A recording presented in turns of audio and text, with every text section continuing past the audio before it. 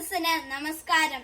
ബഹുമാനപ്പെട്ട അധ്യാപകരെ, എന്റെ പ്രിയ കൂട്ടുകാരെ, ഇന്ന് നവംബർ 14 ഇന്ത്യയുടെ ആദ്യത്തെ പ്രധാനമന്ത്രിയായ ജവഹർലാൽ നെഹ്റുവിന്റെ ജന്മദിനമാണല്ലോ.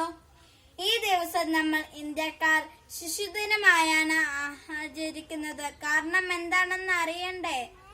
ചാച്ചാജിക്ക് കുട്ടികളെ അത്രക്ക് ഇഷ്ടമായിരുന്നു. രാജ്യത്തെ കുട്ടികളുടെ ഭാവിയാണ് രാജ്യത്തിന്റെ ഭാവി എന്ന് അദ്ദേഹം വിശ്വസിച്ചിരുന്നു. കുട്ടികളുടെ വിദ്യാഭ്യാസത്തിനും ആരോഗ്യ കാര്യങ്ങൾക്കും അദ്ദേഹം വളരെ പ്രാധാന്യം കൊടുത്തിരുന്നു.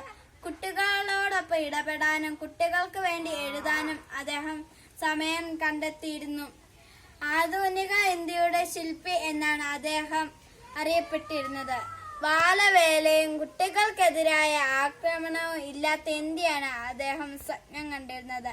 ചാച്ചാച്ചി ആഗ്രഹിച്ചതുപോലെ നമുക്ക് പഠിച്ചു വളർന്ന് രാജ്യത്തിനു വേണ്ടി പ്രേരിപ്പിക്കാം. ജയ് ഹിന്ദ്.